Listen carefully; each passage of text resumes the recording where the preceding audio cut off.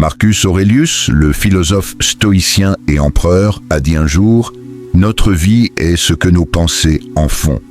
Cette profonde réflexion pose les bases de cette vidéo, où nous vous montrerons 11 choses vitales à éliminer discrètement de votre vie. En comprenant et en contrôlant notre paysage intérieur, comme le suggère Aurelius, nous pouvons nous transformer.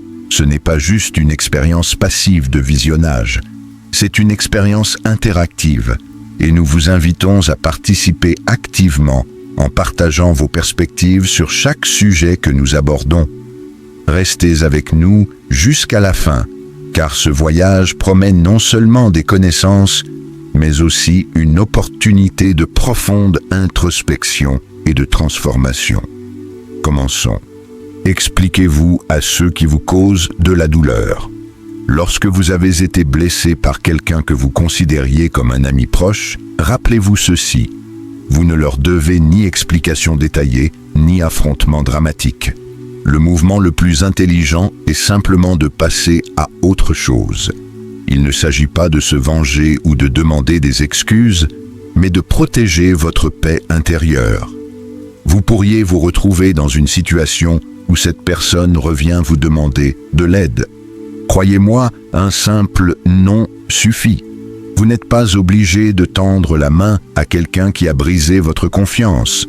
Éviter le drame et mettre tranquillement de la distance entre vous et cette personne est souvent la décision la plus sage. Laissez le temps révéler les conséquences de leurs actions et concentrez-vous sur vous-même. Laissez l'avenir se dérouler comme il le doit. C'est souvent le meilleur moyen de permettre à vous deux de grandir. Soyez sincères. Vous n'avez pas à garder dans votre vie des personnes qui ne vous respectent pas. Tout le monde mérite d'être apprécié pour ce qu'il est, et s'éloigner de ceux qui ne le font pas est en réalité un choix courageux.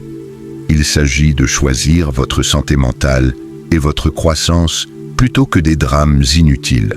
Comme l'a dit Marcus Aurelius, la meilleure vengeance est de ne pas être comme celui qui a commis l'injustice. Ne vous abaissez pas à leur niveau. Au lieu de cela, investissez dans votre propre développement. Cultivez votre paix intérieure et votre caractère. C'est ça, la vraie réussite. Objectif inutile. Le voyage de la vie nous oblige souvent à prendre des décisions cruciales, à agir délibérément et à rester fidèles à nous-mêmes. Dans ce processus, il est essentiel de reconnaître quand certains objectifs ne servent plus notre véritable but. Abandonner ces objectifs n'est pas seulement normal, c'est nécessaire, car cela nous permet de nous concentrer sur ce qui compte vraiment. Cependant, un aspect important de ce processus est la discrétion dans la manière dont nous procédons. Il n'est pas nécessaire de diffuser chaque changement ou décision. Il n'y a pas besoin de partager chaque mouvement avec le monde. Cette prudence aide à préserver l'intégrité de vos intentions et stratégies pendant que vous naviguez à travers ces changements. Agissez discrètement en vous assurant que vos actions sont alignées avec vos valeurs et votre identité. Faites ces ajustements discrètement, tout en valorisant le pouvoir de la confidentialité dans vos choix stratégiques. Cette approche simplifie non seulement votre chemin, mais maintient également l'intégrité de votre parcours personnel. Comme le disait Sénèque, ce n'est pas que nous ayons si peu de temps, mais que nous en perdons beaucoup. La vie que nous recevons n'est pas courte, mais nous la rendons telle en l'utilisant mal. Ce quote résonne profondément avec le concept de se concentrer sur des objectifs essentiels et de laisser de côté les inutiles, nous rappelant d'utiliser notre temps et nos efforts de manière sage. Trop partagé à propos de la fin des relations. La fin d'une relation, qu'elle soit amicale ou amoureuse, exige de maintenir la discrétion sur les détails intimes. Partager les détails des conflits ou des raisons de la rupture ne fait pas seulement manquer de respect à la vie privée partagée entre vous et l'autre personne, mais cela alimente également les commérages inutiles et complique encore la situation. Il est plus bénéfique d'intérioriser et de réfléchir sur ces expériences. Cette pratique honore non seulement la vie privée des deux parties, mais facilite également un processus de guérison plus profond. Si vous vous sentez poussé à discuter de ces sujets personnels, cela peut être un signe de problèmes émotionnels non résolus. Au lieu de chercher des sorties externes, engagez-vous dans un dialogue interne pour comprendre et traiter ces sentiments. Cette approche garantit qu'aucune relation problématique ne devient un sujet de discussion publique. En agissant ainsi, vous protégez votre bien-être émotionnel ainsi que celui des autres et favorisez un processus de guérison respectueux et discret. Comme l'a dit Marcus Aurelius, vous avez le pouvoir sur votre esprit, pas sur les événements extérieurs. Comprenez cela et vous trouverez la force. Ce quote résonne profondément avec l'idée de se concentrer sur l'intérieur et de contrôler nos réactions face aux situations extérieures, en particulier dans le contexte délicat des ruptures de relations. Élevez la voix devant les autres pendant des périodes de frustration ou de colère. Imaginez que vous êtes dans une réunion tendue, le cœur battant de frustration. Nous y avons tous été, n'est-ce pas? Dans ces moments, la tentation de libérer notre colère est immense. Mais et si, à la place, nous choisissions de parler doucement, de canaliser cette énergie ardente, non pas dans des cris, mais dans des paroles calmes et mesurées? Il ne s'agit pas seulement de garder la face, c'est un voyage pour maîtriser nos tempêtes intérieures. Rappelez-vous un moment où vous avez vu quelqu'un perdre son calme. Comment cela vous a-t-il fait sentir? Inconfortable, peut-être même déçu. Maintenant, imaginez quelqu'un qui, malgré le chaos, est resté serein, sa voix apaisante dans un océan de bruit. C'est la personne que nous aspirons tous à devenir, n'est-ce pas? C'est dans ces épreuves, ces tests de notre esprit, que nous découvrons notre vraie force. Transformer la colère en action, la frustration en concentration. C'est comme de l'alchimie de l'âme. Ce n'est pas seulement une question de réprimer des paroles en colère, c'est de canaliser cette énergie en quelque chose qui nous fait avancer, qui transforme les obstacles en tremplin. Héraclite avait raison lorsqu'il disait « Être égal d'esprit est la plus grande vertu ». Cela nous rappelle que dans l'œil de la tempête, notre calme est notre plus grande arme. Répandre des opinions négatives sur les autres. Pensez à la dernière fois que vous avez entendu quelqu'un médire d'une autre personne.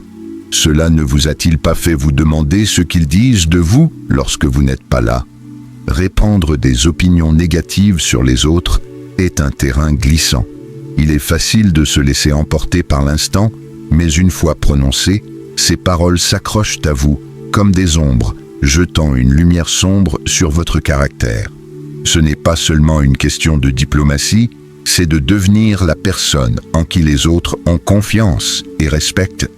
Vous n'êtes pas obligé d'aimer tout le monde, mais rappelez-vous que chaque personne que vous rencontrez lutte avec des défis que vous ignorez. Maintenant, imaginez-vous face à une personne difficile ou à une situation tendue. Il est tentant de laisser vos jugements s'envoler, n'est-ce pas? Mais voici le piège. À ce moment-là, vous avez le pouvoir de changer le récit. Choisissez l'empathie plutôt que le mépris, la conversation plutôt que le conflit. C'est difficile, sans aucun doute. Vous ressentirez tout, de la frustration à la compassion, voire un peu d'admiration pour leur ténacité. Cette approche ne consiste pas seulement à maintenir la paix, c'est aussi à comprendre la toile complexe des émotions et interactions humaines. En agissant ainsi, vous ne construisez pas seulement des ponts, vous devenez une personne capable de naviguer avec finesse et cœur dans les eaux tumultueuses des relations. Se comparer constamment aux autres. La poursuite incessante de la comparaison avec les autres est comme courir sur un tapis roulant sans bouton d'arrêt. C'est épuisant, sans fin et, franchement, un voleur de joie. Réfléchissez-y. Chaque fois que vous jetez un coup d'œil autour de vous et comparez les étapes franchies par les autres aux vôtres, vous ne vous faites pas seulement du tort, vous manquez complètement la beauté de votre propre histoire. Cette habitude, cette compulsion à mesurer les autres nous laisse souvent un sentiment d'insatisfaction perpétuelle, nous enchaînant dans un cycle de doute de soi. Maintenant, changeons de perspective. Et si vous commenciez à célébrer vos particularités, vos faux pas, vos victoires, aussi petites soient-elles, il ne s'agit pas d'ignorer le monde qui vous entoure, mais d'embrasser votre propre voyage, brut et non filtré. La vie n'est pas un script parfaitement écrit où tout le monde lit la même page. C'est désordonné, imprévisible et merveilleusement divergente. Votre histoire, avec ses hauts et ses bas, ses triomphes et ses revers, témoigne de votre résilience et de votre individualité. Alors, plongez dans votre propre récit. Laissez-le être un spectre d'émotions, de la frustration à l'accomplissement. En vous appropriant votre parcours, vous ne vous contentez pas d'avancer, vous réécrivez les règles du jeu à vos propres termes. Comme l'a dit le philosophe stoïcien Épictète, contrôlez vos perceptions, dirigez vos actions correctement, acceptez volontairement ce qui échappe à votre contrôle. Ce quote résonne profondément avec l'idée de se concentrer sur notre propre chemin, plutôt que de nous comparer aux autres. Utilisation distrayante des réseaux sociaux. Considérez votre vie comme un récit unique, plein d'expériences riches et de croissance personnelle. Les réseaux sociaux, en revanche, sont un vaste répertoire des histoires des autres, souvent seulement leurs meilleurs moments. Cet écart peut conduire à des comparaisons injustes et à un sentiment d'insatisfaction vis-à-vis de nos propres vies. Il est donc essentiel d'aborder les réseaux sociaux avec intention, en les utilisant à des fins spécifiques telles que chercher de l'inspiration, des connexions ou des informations, puis revenir à la réalité de votre propre parcours. Pour ce faire, essayez de programmer des moments spécifiques pour utiliser les réseaux sociaux, comme lors de votre café du matin ou après le travail, pour éviter qu'ils ne perturbent constamment votre journée. Avant chaque interaction en ligne, faites une pause et demandez-vous, est-ce constructif ou simplement une distraction? Cette pleine conscience aide à séparer les interactions significatives du défilement sans but. Si vous remarquez une baisse de votre humeur ou de votre estime de soi liée à l'utilisation des réseaux sociaux, envisagez de prendre une pause. Cette période d'éloignement est une occasion de vous engager dans des activités réelles qui renforcent la valeur de votre propre histoire de vie. En effectuant ces ajustements, vous créez de l'espace pour apprécier le récit de votre vie, libre de comparaisons infinies et davantage centré sur ce qui enrichit vraiment votre existence. La quête de validation externe. Explorons aujourd'hui un concept libérateur, se libérer de la quête incessante de l'approbation extérieure. Imaginez-vous sur une scène, sous les projecteurs, entouré d'une mer de visages, prêts à juger comment vous agissez, parlez et existez. Ce scénario, accablant et restrictif, met en lumière la nature étouffante de vivre pour l'approbation des autres. Maintenant, imaginez que vous descendiez de cette scène pour entrer dans un espace calme et serein, où votre voix est la seule qui compte. Ce changement symbolise l'importance de prioriser votre propre voix plutôt que les jugements extérieurs. Vivre pour l'approbation des autres nous éloigne de notre véritable être et de nos désirs, comme porter des vêtements mal ajustés juste pour plaire aux autres. Rappelez-vous les moments de véritable épanouissement dans votre vie.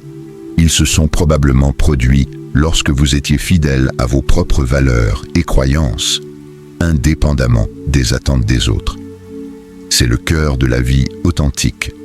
Pour intégrer cela dans la vie quotidienne, commencez par l'introspection avant de prendre des décisions. Interrogez vos motivations. Est-ce pour vous ou pour les autres? Faites confiance à votre intuition, reconnaissez vos besoins et travaillez à renforcer votre estime de soi. Célébrez vos réussites, apprenez de vos erreurs et valorisez vos qualités. Rappelez-vous que l'acceptation de soi est un voyage marqué par de petites mais significatives victoires. Nourrissez également des relations qui respectent votre individualité et encouragent votre véritable soi. En nous débarrassant du poids de l'approbation externe, nous ouvrons la voie à une vie plus authentique et épanouissante, où nous sommes les personnages principaux, guidés par l'authenticité et le courage. Le perfectionnisme.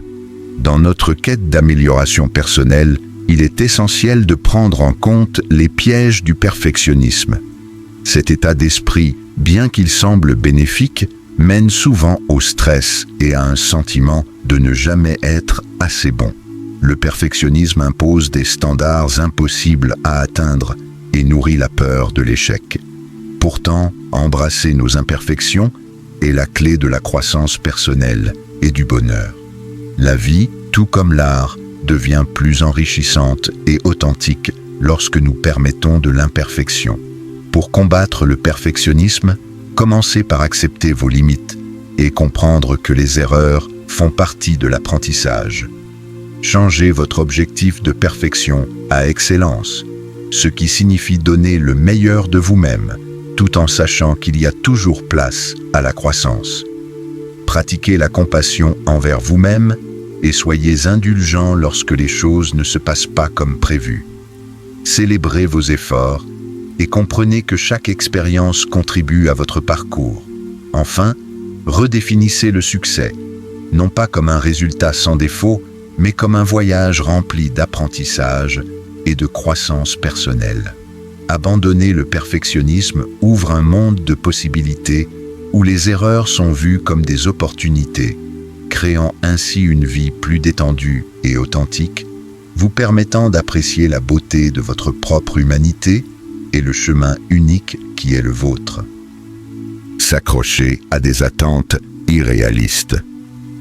Lorsque nous entreprenons le grand voyage de la vie, nous avons souvent des attentes qui gonflent comme des voiles, dirigeant nos rêves et nos désirs. Mais ces mêmes voiles peuvent gonfler démesurément, se transformant en fantasmes irréalistes qui nous plongent dans des mers agitées de déception et de désillusion. À la manière des marins attirés par des sirènes mythiques, nous poursuivons la perfection en nous-mêmes, chez les autres et dans nos expériences, une quête aussi futile que celle de chercher des horizons qui se dérobent à mesure que nous nous en approchons. Ces attentes démesurées, souvent nourries par les murmures de la société et les bruits médiatiques, peuvent nous aveugler à la beauté de notre véritable soi et à la réalité brute et non filtrée de la vie. Le chemin pour se débarrasser de ces illusions trompeuses commence par une honnêteté implacable envers soi-même. C'est un voyage de dépouillement des couches de ce qui aurait dû être et ce qui aurait pu être, afin de révéler l'essence de nos véritables aspirations. Il s'agit de reconnaître le poids de ces attentes et de se demander courageusement si elles élèvent ou écrasent notre esprit. Ce n'est pas une transformation de conte de fées, mais une reconnaissance parfois douloureuse des imperfections de la vie et de nos propres limitations. Il s'agit de fixer des objectifs qui résonnent avec qui nous sommes vraiment et non avec ce que l'on nous dit que nous devrions être. Chaque petite victoire, chaque étape franchie devient un témoignage de notre résilience. Dans ce voyage, la beauté ne réside pas dans la destination, mais dans la riche tapisserie d'expériences tissées en cours de route. Lâcher prise des attentes irréalistes ne nous libère pas seulement. Cela ouvre nos yeux sur les merveilles inattendues de la vie, nous apprenant à naviguer ces eaux tumultueuses avec un cœur prêt à accueillir chaque flux et reflux, chaque joie et chaque douleur qui se présentent à nous. Share your thoughts in the comments. I'd love to hear how these principles resonate with you. Keep cultivating your inner peace, and remember, the journey is as important as the destination. Stay stoic, stay true, and see you in the next video.